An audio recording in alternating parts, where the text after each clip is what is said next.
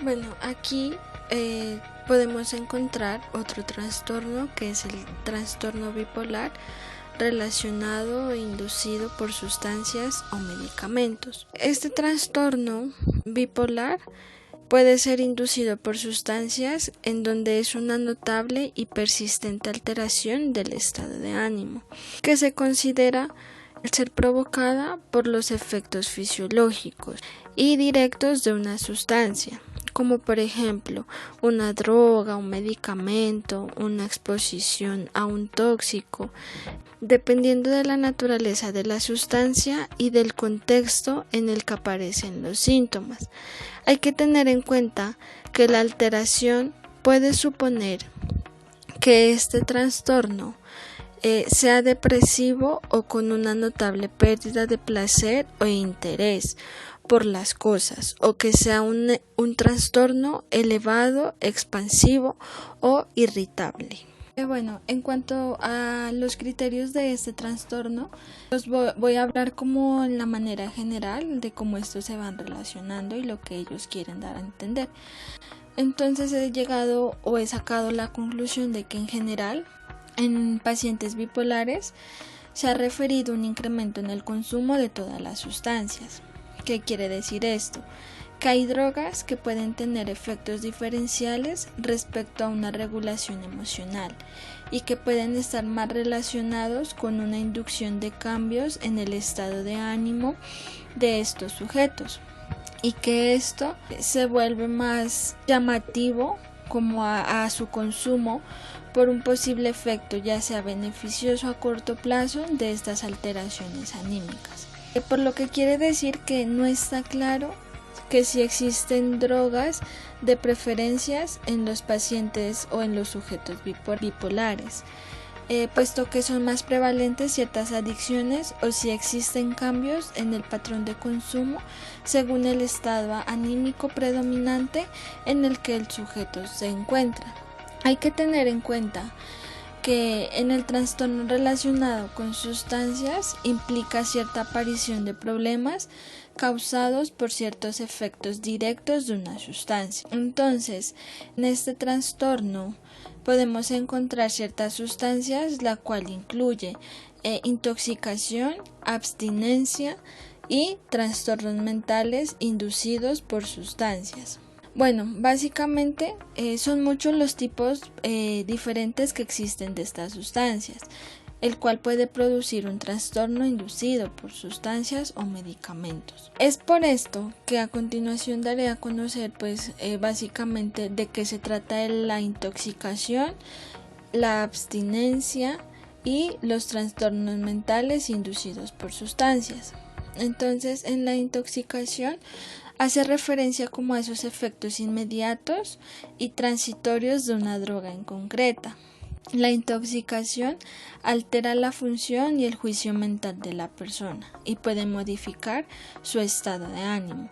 Cabe resaltar algo importante es que dependiendo de la droga, la persona puede sentir una excitación, un sentimiento exagerado de bienestar o puede encontrarse más calmada, relajada, más de lo habitual. En cuanto a la abstinencia, son como esos síntomas que se desarrollan cuando se deja de tomar una sustancia o se toma una dosis mucho menor de la que se tomaba habitualmente. Entonces, en la abstinencia causa varios síntomas desagradables que varían dependiendo del cual sea la sustancia utilizada, ya sea como alcohol. Esto puede ser grave, incluso puede constituir una amenaza para la vida de esta persona. Es por ende que en los criterios el trastorno como tal, que es bipolar, trastorno bipolar relacionado inducido por sustancias o medicamentos, nos habla prácticamente de que a lo largo del tiempo, si el sujeto presenta esto, puede generar como cierto malestar en cuanto a nivel social, individual, familiar o en otras áreas. Bueno, en cuanto a la característica diagnóstica, Se dice que los rasgos diagnósticos del trastorno bipolar y el trastorno relacionado inducido por sustancia o medicamentos son esencialmente los mismos que los de la manía y la hipomanía y depresión. Aquí, después de esto, surge una gran diferencia, donde nos dice que una excepción al diagnóstico de trastorno bipolar y trastorno relacionado inducido por sustancias o medicamentos es el caso de hipomanía o manía, que ocurre tras el uso de una medicación antidepresiva u otros tratamientos que persisten más allá de los efectos psicológicos. ¿Qué quiere decir? Que aquí hay una gran diferencia, porque básicamente el trastorno bipolar se va a basar en el estado de ánimo, ¿no? Pero esos síntomas van a ser los mismos que los de la manía, la hipomanía y la depresión, que van a tener una medicación o tratamientos que persisten más allá de los efectos psicológicos. Sin embargo, para el diagnóstico de trastorno bipolar y trastorno relacionado inducido por sustancias o medicamentos es muy diferente, puesto que primeramente tuvo que haber pasado como por cierta adicción, pero que no es medicada todavía, sino que simplemente al generar esa sustancia psicoactiva en el sujeto genera muchos cambios de trastorno bipolar.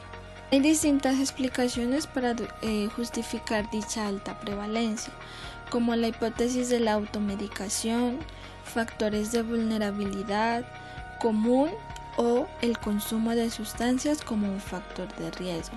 Cabe resaltar que se han descrito diferencias en los procesamientos de los refuerzos que pueden influir en la vulnerabilidad de la adicción.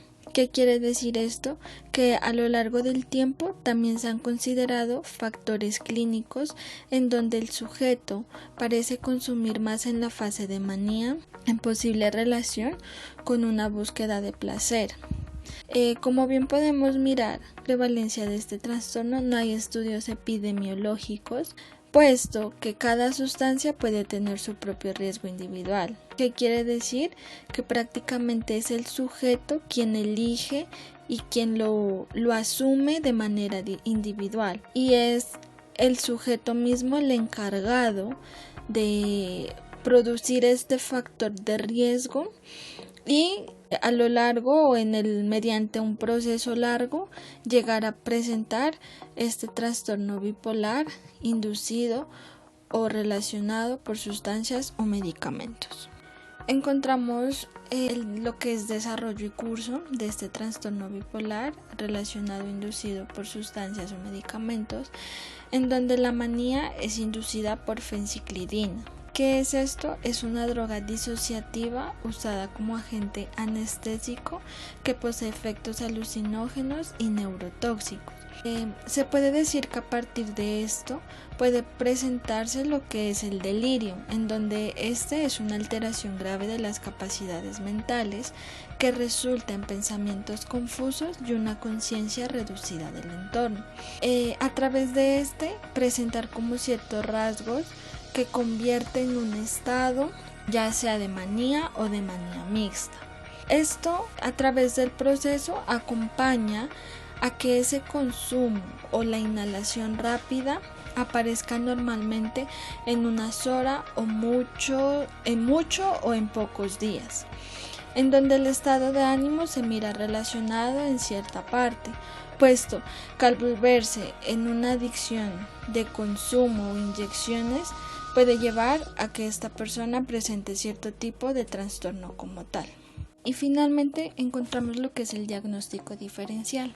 Hay 3 factores aquí importantes, en donde pues básicamente en el primero lo hago como referencia a que hay que primeramente diferenciar el trastorno bipolar y el trastorno relacionado e inducido por sustancias o medicamentos, puesto que aquí a través de la intoxicación por sustancias y el delirium es uno de los factores secundarios de medicamentos.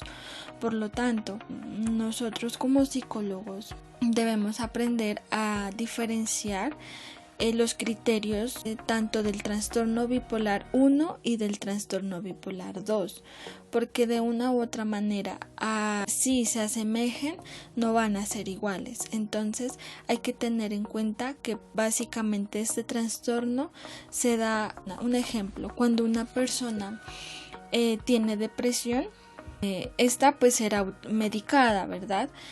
Pero al este sujeto gustarle esta medicina porque de pronto le cambia el estado de ánimo, porque de pronto se siente más feliz, más contento, entonces este sujeto quiere tomarlo pues continuamente.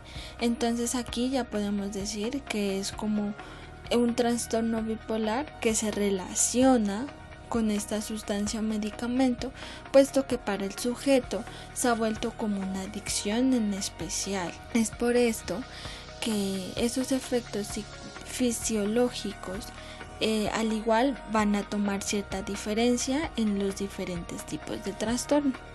Los trastornos bipolares y trastornos relacionados debido a otra afección médica son aquellos tipos de trastornos bipolares en los que el estado de ánimo del sujeto suele ser eufórico, irritable y expansivo.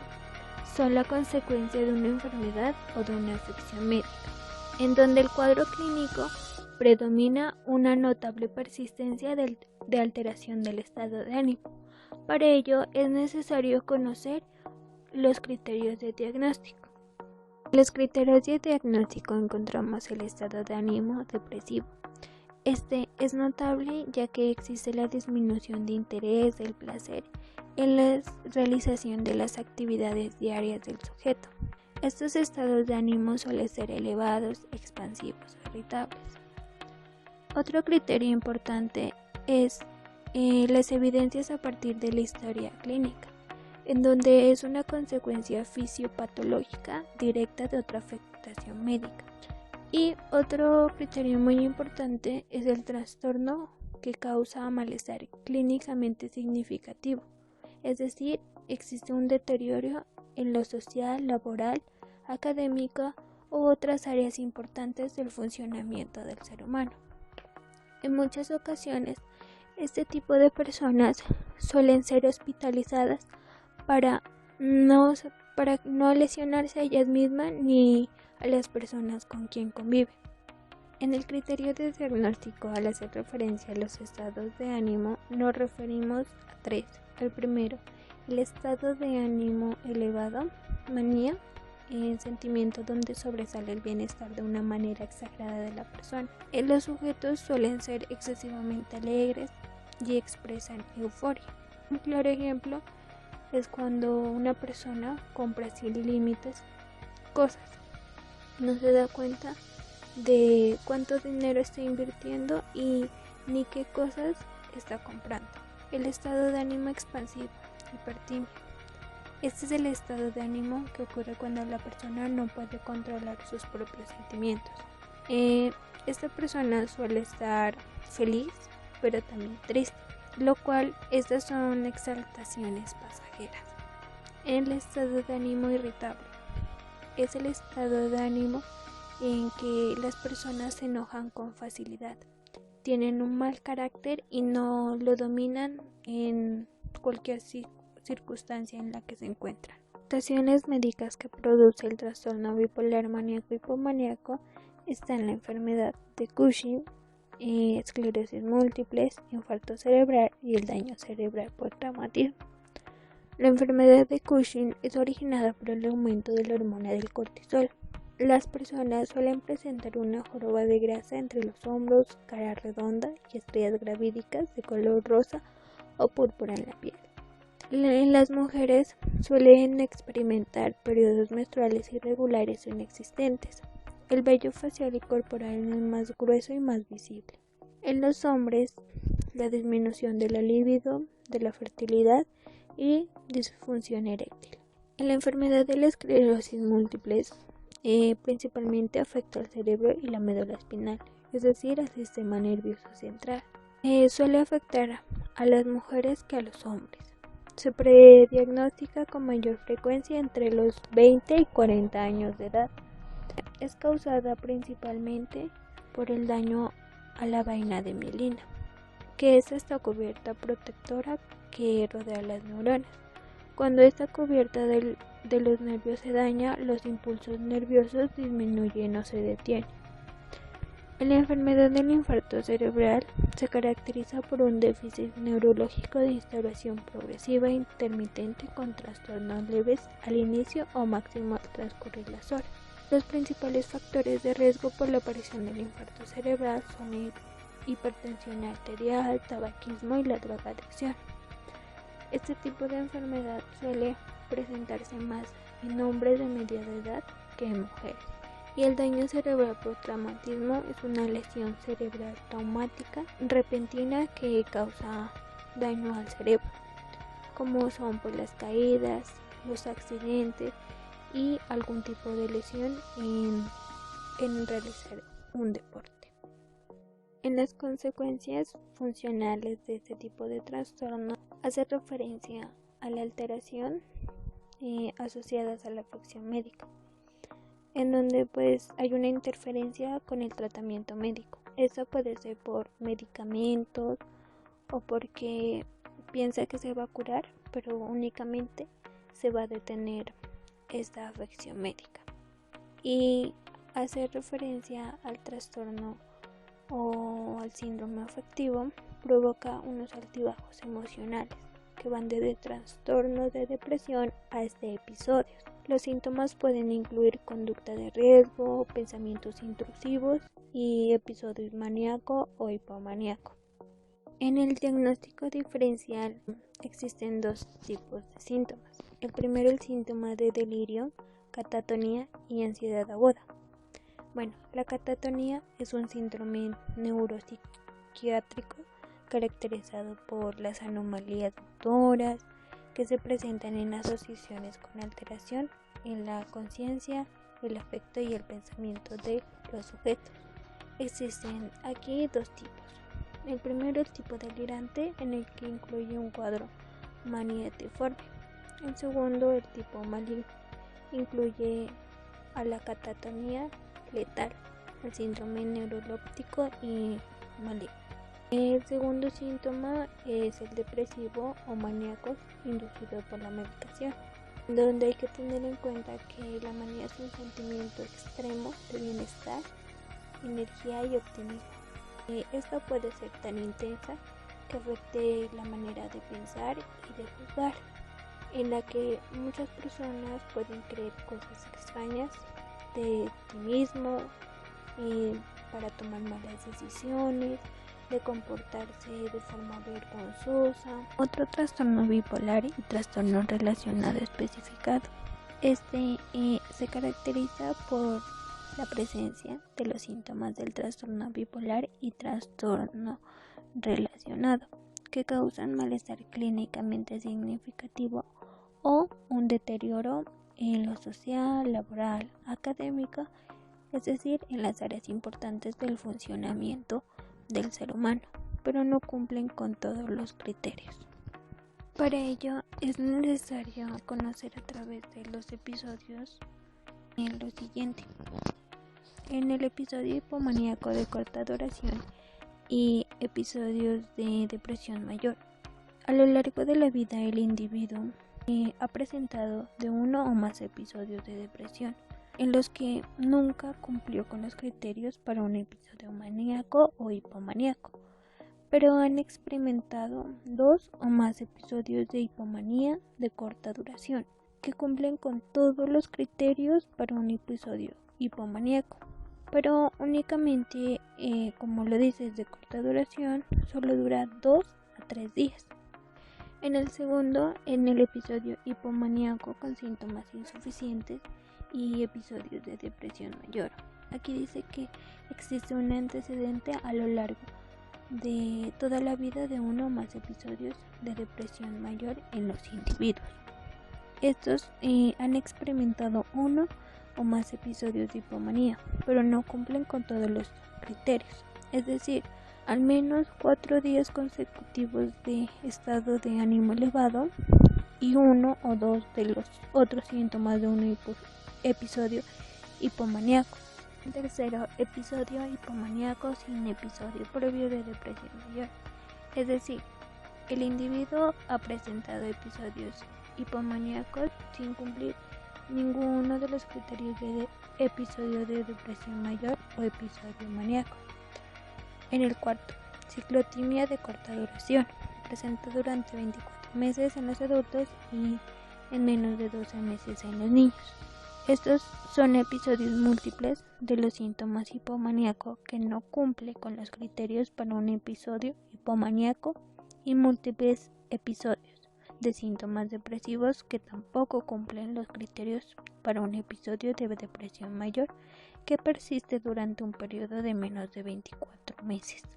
En el trastorno bipolar y trastorno relacionado no especificado, se aplican presentaciones donde predominan los síntomas característicos de un trastorno bipolar y un trastorno relacionado, que causan un malestar clínicamente significativo o un deterioro a nivel social, educativo o en las áreas importantes del funcionamiento del ser humano, pero no cumplen con todos los criterios, que incluye presentaciones en las cuales no existe una suficiente información. Se usa cuando el clínico opta por no especificar el motivo del incumplimiento de los criterios, en las cuales incluye presentaciones de la que no existe suficiente información para hacer un diagnóstico más específico. También es importante los especificadores para trastornos bipolares y trastornos relacionados. El primero de ellos es con ansiedad. Presentan 2 o más síntomas durante la mayoría de los episodios de manía, hipomanía o depresión actual. Los sujetos sienten nervios o se sienten tensos. También inhabitualmente están inquietos. Tienen dificultad para concentrarse debido a las preocupaciones constantes. Miedo a que pueda suceder algo terrible y siente que podría perder el control de sí mismo. También es necesario especificar la gravedad actual, en el que se presentan 4 niveles. El primero es el leve, presentan 2 síntomas. Segundo, moderado, 3 síntomas. Tercero, moderado grave, 4 o 5 síntomas. Y el último, gravedad, presentan 4 o 5 síntomas con agitación motora. El segundo especificador es con características mixtas. Estas se aplican a los episodios maníaco, hipomaníaco o la depresión en el trastorno bipolar 1 o 2. Se encuentra primero el episodio maníaco o hipomaníaco con características mixtas. El segundo, episodio depresivo con características mixtas. Y el tercero, con ciclos rápidos. El episodio maníaco o hipomaníaco con características mixtas, en el primer criterio, al cumplir 3 o más síntomas actuales o más recientes, como algunos de ellos son disforia destacada o el estado de ánimo deprimido, es decir, el sujeto se siente triste o así. Segundo, disminución del interés o el placer por hacer casi todas las actividades diarias. Tercero, agitación o retraso psicomotor. Y cuarto, la fatiga o pérdida de la energía.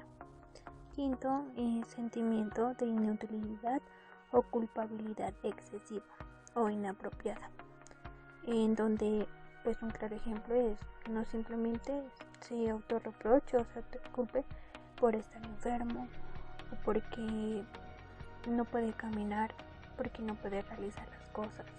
Sexto, los pensamientos de muerte recurrentes, no únicamente solo el miedo a morir, sino pues también ideas suicidas. Cuando es el episodio depresivo con características mixtas. En este se debe tener en cuenta los criterios A, que cumplen al menos 3 síntomas maníacos y hipomaníacos, en los cuales pues es un estado de ánimo elevado, expansivo, el aumento de la autoestima o sentimiento de grandeza, el aumento de la energía dirigida a un objeto específico, como por ejemplo puede ser en la parte social, en el trabajo, en la escuela o en lo sexual. También la participación excesiva en actividades que tienen muchas posibilidades de consecuencias dolorosas. Un claro ejemplo es dedicarse a las compras desenfrenadas. La disminución de la necesidad de sueño. Siente que descansa a pesar de dormir menos de lo habitual. Y en el criterio D, acerca de los efectos fisiológicos de una sustancia. Como anteriormente lo mencioné, puede ser una droga, pero también puede ser un medicamento que se lleva a cabo en el tratamiento del paciente. El tercero, con ciclos rápidos se presentan síntomas simultáneos de la depresión y manía. En estos episodios pueden suceder en cualquier combinación y orden y han de cumplir los criterios de duración y números de síntomas para un episodio de depresión mayor. Estos suelen presentarse en 4 episodios del estado de ánimo al año. El tercer especificador con características melancólicas. En los criterios de diagnóstico A, un síntoma está presente durante el periodo más grave del episodio. Este síntoma puede ser pérdida del placer por todas las o casi todas las actividades. Segundo, falta de reactividad al estímulo generalmente placentero. No se siente mucho mejor, ni siquiera temporalmente, cuando sucede algo. Es decir, que no reacciona ante un estímulo, lo cual está en un estado neutral. El B, 3 características que hablan acerca de la culpa excesiva o inapropiada. La anorexia, o más conocida como la pérdida de peso. En la notable agitación, despertar pronto por la mañana, es decir, al menos 2 horas o 3 horas antes de lo habitual. El especificador cuarto con características atípicas. Este se aplica cuando las características predominan durante la mayoría de los días del episodio de depresión mayor o actual. Para ello es necesario conocer el criterio de diagnóstico. En el A nos dice el reactivo del estado de ánimo, es decir, el aumento del estado de ánimo en respuesta a sucesos positivos reales o potenciales. Un claro ejemplo, una visita de los hijos, alabanzas por parte de otras personas, lo cual, al visitar a los hijos o que le realicen una visita por parte de los hijos, va a reaccionar de forma positiva al estado de ánimo. El B, 2 o más características. La primera, notable aumento de peso o apetito. Este se manifiesta por el aumento claro de la ingestión de alimentos. El segundo, hipersomnio. Puede incluir un periodo prolongado de sueño nocturno o una siesta diurna que totalizan un mínimo de 10 horas de sueño diarias.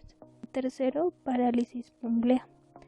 La sensación de pesadez en los brazos o en las piernas. El cuarto, patrón prolongado de sensibilidad de rechazo interpersonal, lo cual esto va a generar un deterioro social.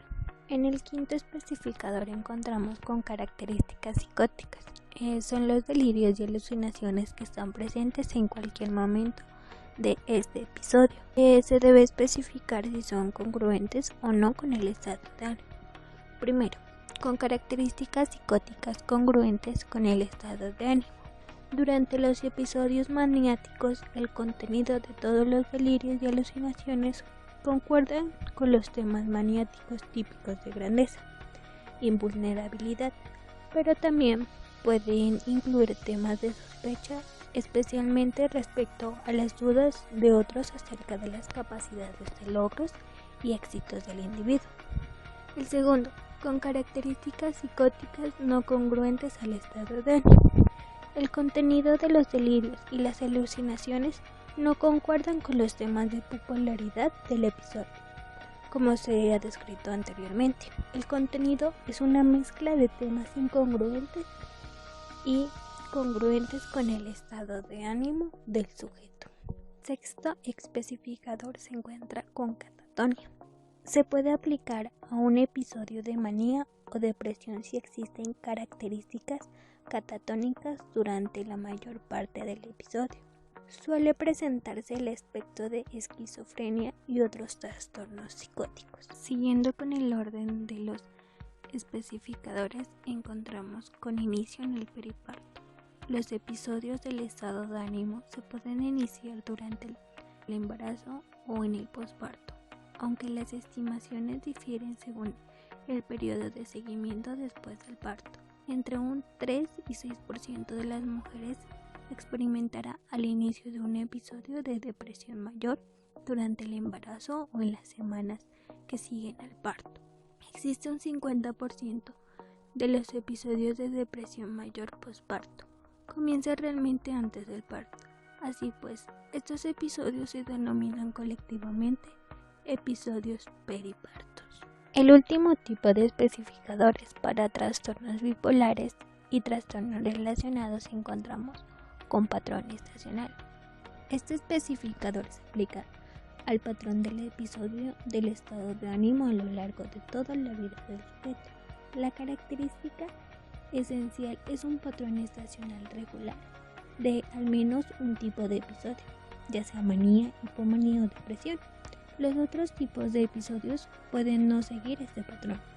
Por ejemplo, un individuo puede tener manías estacionales, pero sus depresiones no se producen en general en un momento del año más específico. En el patrón estacional existen los criterios de diagnóstico. En el A, al hablar acerca del trastorno bipolar 1 o 2, hay una relación temporal regular entre el inicio del episodio y un momento del año. Estos pueden aparecer, por ejemplo, en el otoño o en el invierno. El desempleo regularmente se da cada invierno. En el criterio B, las remisiones totales. La evolución de la depresión mayor a manía o hipomanía o viceversa también se producen en el momento del año característico. La depresión desaparece en primavera y puede volver a ocurrir en invierno. En el criterio C, los episodios maniáticos se han definido antes y durante este periodo de 2 años. Se han producido episodios no estacionales de esta polaridad. En el criterio D, las manías, hipomanías o depresiones estacionales se pueden haber provocado a lo largo de la vida del individuo. En este tipo de especificador con patrón estacional es necesario especificar que existen remisiones parciales y remisiones totales. En las remisiones parciales, los síntomas del episodio inmediatamente están presentes, pero no se cumplen todos los criterios.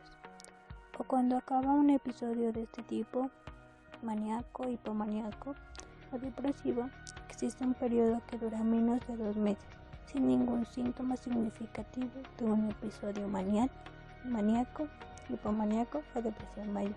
En la remisión total, durante los últimos 2 meses, no ha habido signos o síntomas significativos del trastorno. También es necesario especificar la gravedad actual, en el que encontramos leve, pocos o ningún síntoma, más que necesarios para cumplir los criterios diagnósticos que están presentes. La intensidad de los síntomas causa malestar, pero es manejable y los síntomas producen poco deterioro en el funcionamiento social o laboral.